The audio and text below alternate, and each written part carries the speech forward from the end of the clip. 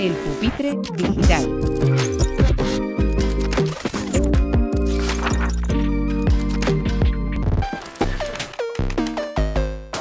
Bienvenidos al Pupitre Digital, bienvenidos al espacio de entrevistas de Radio Éxito Educativo y el canal de YouTube de Radio Éxito Educativo. Hoy tenemos con nosotros a la Madre Montserrat del Pozo, Madre General de las Misioneras Hijas de la Sagrada Familia de Nazaret, toda una referencia en el mundo de la educación, una entrevista que llevábamos pues buscando un tiempo y que nos honra y nos hace especial ilusión tenerla a la Madre Montserrat del Pozo con nosotros. Bienvenida, Madre Montserrat, muchas gracias por sentarse en el pupitre digital. No, muchísimas gracias a ustedes por contar conmigo y por pensar que puedo aportar alguna cosa a Pupitre Digital. Muy bien, pues nada, aunque es sobradamente conocida en el mundo de la educación, nos gustaría que se definiera un poco a sí misma, que nos contara quién es la Madre Montserrat. Bueno, soy religiosa, soy misionera hija de la Sagrada Familia de Nazaret, soy una persona apasionada de la educación y que ha estado 35 años a pie de aula con adolescentes. Creo que esto es la mejor definición. Y siempre buscando la forma de responder al contexto, la forma de responder a las necesidades, de responder a que nuestros estudiantes tengan futuro, no dejarlos en el banquillo sin poder jugar. En el nombre de sus centros educativos hay toda una declaración de intenciones. Nazaret, colegios innovadores. ¿Por qué? Bueno, la verdad es que es un poco osado, pero al decir colegios innovadores quiere decir colegios que quieren aportar valor, agregar valor a la sociedad con lo que realizan, con lo que hacen. Y quieren ser innovadores, pero sobre todo innovación sostenible. Y cuando hablamos de innovación sostenible es ser capaces de conocer lo que son las fuerzas del cambio, lo que no sé para realizar. Fuerzas de cambio consideramos que es pues, todo lo que ha pasado del COVID. Una fuerza de cambio clara ahora es toda la inteligencia artificial, pero también fuerzas de cambio son los contextos sociales, hoy mismo el cambio climático, las guerras. Entonces, todo esto, ¿cómo lo llevamos a la educación? No podemos hacer que nuestros colegios queden encerrados en cubículos y la sociedad vaya por otro lado. Tenemos que dar respuesta a estos desafíos. Entonces, al decir innovadores es porque queremos estar abiertas a ello y, sobre todo, agregar valor a la sociedad con nuestros planteamientos educativos. Cuando hablamos de innovación, muchas veces la gente en educación confunde innovación con tecnología. Ahora mismo la tecnología está en un momento de profundo debate. Países como Australia, países como Suecia también, con la vuelta al libro de texto, Canadá, están prohibiendo el acceso a los menores de 16 años, a redes sociales, a los móviles. Ustedes que han hecho esa apuesta por la innovación, pero también por la tecnología, ¿cómo conjugan, ¿no? O cómo desde sus colegios plantean la convivencia entre esa innovación, esa tecnología y los valores también, ¿no? que son tan importantes para un centro católico o para centros católicos como los suyos?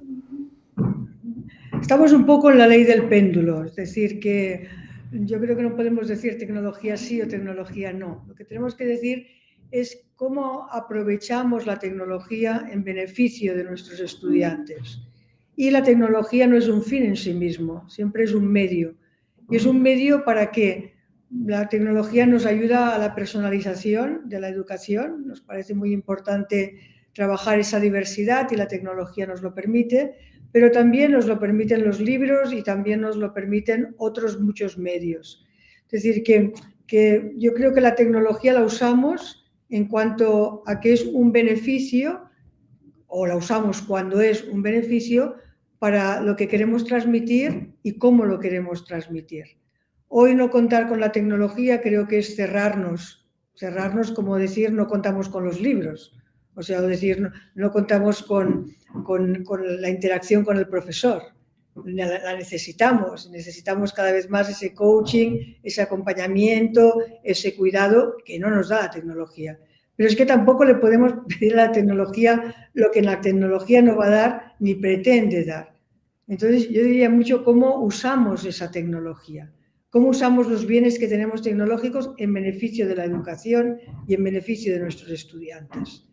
Entonces, pantallas sí, pantallas no, o móvil sí, móvil no, bueno, pues depende de los problemas que pueda tener un centro utilizando esto, y depende también de cómo la absolutices la tecnología. Nosotros lo utilizamos como un medio más y los niños tienen de todo. Tienen la pizarra, tienen el ordenador y el móvil. Bueno, pues en algunos países y sobre todo en algunas autonomías, en España, pues ya se ha dicho no al móvil, pues fantástico, ¿no?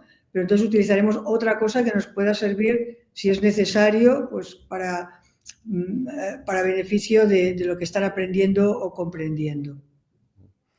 En su momento, el Colegio Montserrat de Barcelona también se convirtió en una referencia en cuanto a la innovación, por los espacios, por la forma en la que se aborda también incluso las asignaturas.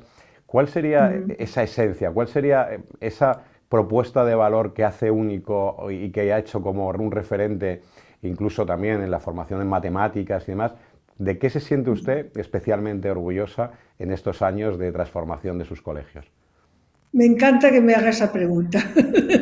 Para mí, lo más importante es que hemos puesto en el centro al estudiante, al niño. Es decir, la mirada al niño y al estudiante en el centro es lo que hace cambiar todo un colegio y toda la organización de un colegio, todas las metodologías, todo el currículum, todo el rol del profesor. ¿Por qué? Porque cuando pones al estudiante en el centro, aunque eso es una palabra que consta en muchos centros, pero es muy difícil, es cuando empiezas a plantearte si lo que estás haciendo es en beneficio de ese estudiante, de ese niño, en beneficio de esa familia, y está haciendo crecer al alumno. Entonces, de lo que me siento más orgullosa es de que al poner ese estudiante en el centro hemos sido capaces de cambiarlo todo y de arroparlo todo y de abrazarlo todo para ese estudiante.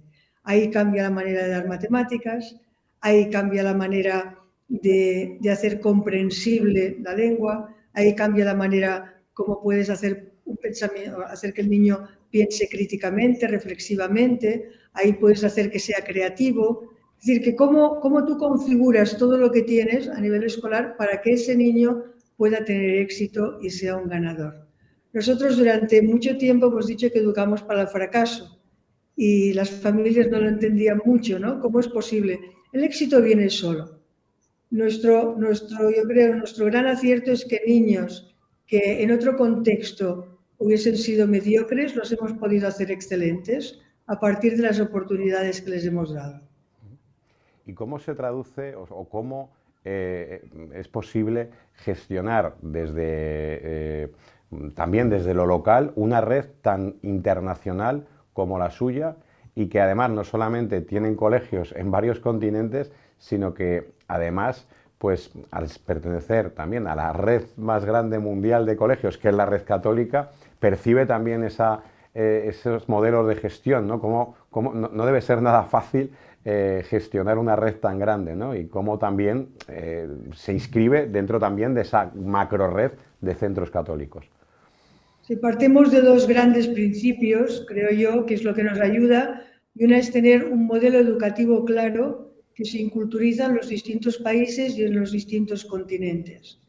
Por ejemplo, cuando hablamos de aprendizaje cooperativo o de poner el estudiante en el centro, el valor que tiene la socialización de este estudiante, en ningún continente se plantean si cooperativo sí o cooperativo no, sino lo que se plantean es cómo llevarlo a término y cómo hacerlo pues, lo mejor posible dentro de estos continentes. El tener un modelo educativo hoy claro no es cuestión de una franquicia, sino que es cuestión de saber interpretar el modelo en cada contexto. Y esto es lo que hace que se puedan sentir el modelo propio, no solo en colegios que son de nuestra orden o de nuestra organización, sino en muchos colegios del mundo donde impartimos formación y adquieren y asumen el modelo. Esta formación de los 3 años, pues el tercer año ya son modelos tan propios que ya no saben de dónde ha salido el modelo, ya no saben quién los ha inspirado este modelo, porque lo han hecho propio y lo hacen crecer en sus propios contextos. También me parece que otro pilar es la organización, el poder tener unas reuniones, el poder aportar, el escuchar a todo el mundo, es decir, el generar lo que llamamos una inteligencia colectiva que nos vaya ayudando cada vez más a tener esa competencia global en todos nuestros colegios, pero también en todas las personas que forman parte de esa organización. Hoy la participación y la escucha, creo, y el diálogo, creo que son fuerzas de cambio en los propios colegios. Entonces, ¿cree que la escuela católica en general vive un buen momento? En un mundo donde también están entrando fuerzas muy importantes en el mundo educativo a nivel internacional, se están conformando grupos internacionales, apoyados también en muchos casos con fondos internacionales. ¿Qué papel juega una red como la suya y la escuela católica en la educación mundial? A ver, yo creo que la escuela católica, decir que vive un buen momento en el mundo de hoy, no me atrevería a decirlo, pero sí que vive siempre con ese enfoque a más y mejor, es decir, ese enfoque a decir cómo podemos hacer que realmente estos valores que creemos tan importantes institucionalmente podamos transmitirlo a la sociedad. ¿Cómo podemos hacer para que... Entonces hay como una búsqueda continua o una mejora continua en la propia respuesta. Ahora, la escuela católica hoy, dentro del mundo religioso, al haber esa disminución religiosa, también requiere ese cambio al laicado. Y hoy creo que es el momento en las escuelas católicas de ese laicado comprometido, ese laicado que sea capaz de asumir el carisma de algunas congregaciones, pero sobre todo que dé su propia identidad dentro de los centros. Y creo que la escuela católica religiosa está preparada para asumir ese cambio. Es decir, que para mí lo más, lo más importante es la apertura que hay hoy en día hacia que la escuela católica pueda prevalecer. Y los medios que se están utilizando para unirse congregaciones o para dar pasos al laicado, para generar unos medios organizativos para que la escuela católica prevalezca por el valor en sí misma que tiene la escuela católica dentro de la sociedad. Nos enfrentamos también a una crisis de natalidad importantísima en España, pero no solamente en España, esto también está incluso llegando a los países hermanos, ¿no?, de Hispanoamérica. ¿Cómo afrontan esa caída de la natalidad tan brusca, especialmente en sus 8 colegios en España, pero también desde su visión global, ¿no?, de esa red mundial?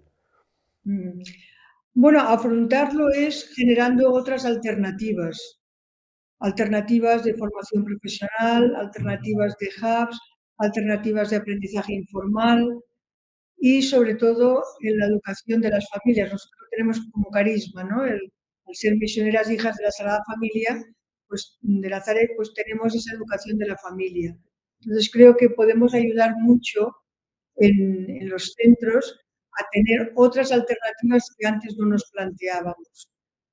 Y abrirnos otros espacios en lo que es la educación superior o en lo que es la educación profesional y, yo digo, aguantar la tempestad, en el sentido de que todo volverá, todo tiene siempre esos ciclos, ¿no?, que volverán. Entonces, hay que ser capaz como de aguantar el tirón y dar lo mejor en lo que se pueda dar. En la educación superior yo creo que tenemos mucho a aportar. Tenemos también desde Éxito Educativo una especial preocupación por el bienestar emocional, por supuesto, de los niños, ¿no?, que como la educación pues hay que ponerlos en el centro, ¿no?, a los niños, a los adolescentes, a los estudiantes, pero también en los profesores y también en los directivos, que muchas veces ustedes también están muy solos, ¿no?, o se enfrentan a muchísimos cambios y a muchísima presión también. ¿Cómo abordan el bienestar emocional desde la red de colegios Nazaret? A ver, el profesorado está cansado y yo creo que los directivos intentan no estarlo. Pero el profesorado, los medios de comunicación tampoco ayudan, ¿no?, con todo lo que están diciendo del propio profesorado. Es un análisis, no digo que no tengan razón, pero no todo el profesorado está como a veces los medios de comunicación nos lo ponen.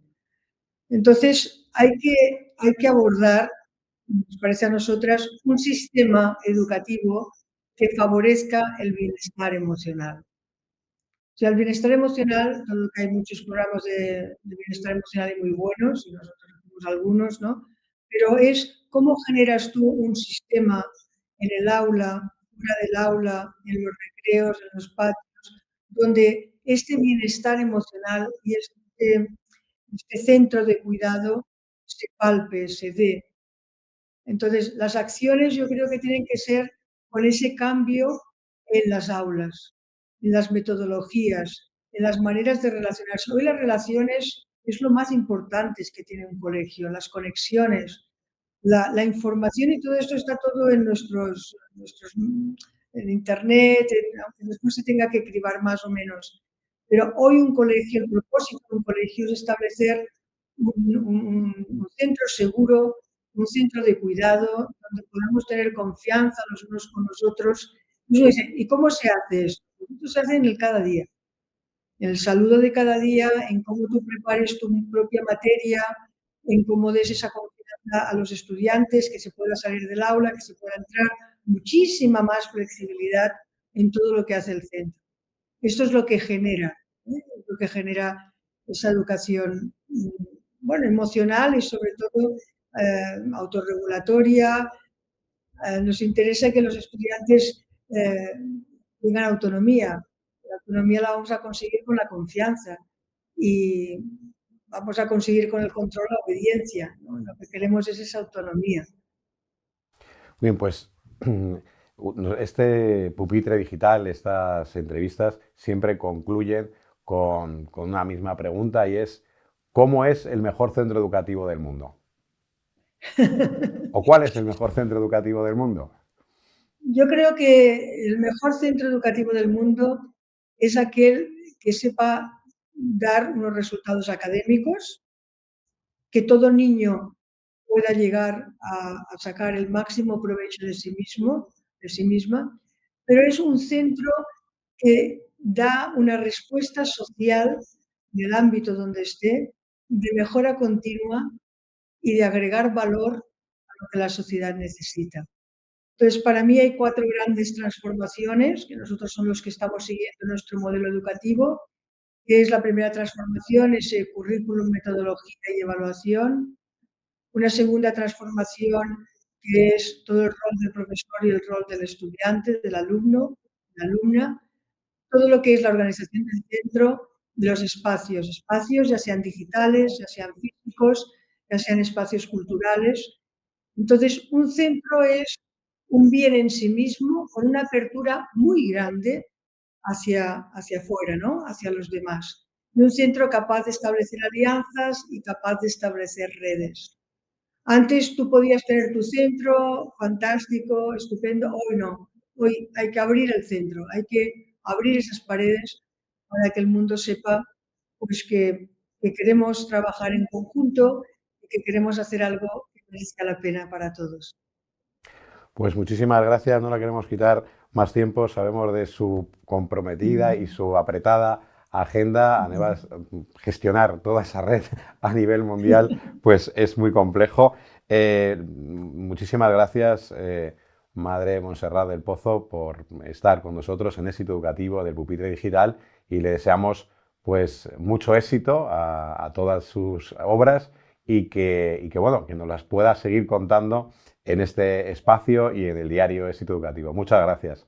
No, muchísimas gracias a ustedes y también felicitarlos por la labor que realizan y por cómo ustedes también son pues, un estandarte educativo en este mundo de hoy, con estas transmisiones que hacen y con todo lo que van aportando. Muchísimas gracias. Gracias a ustedes.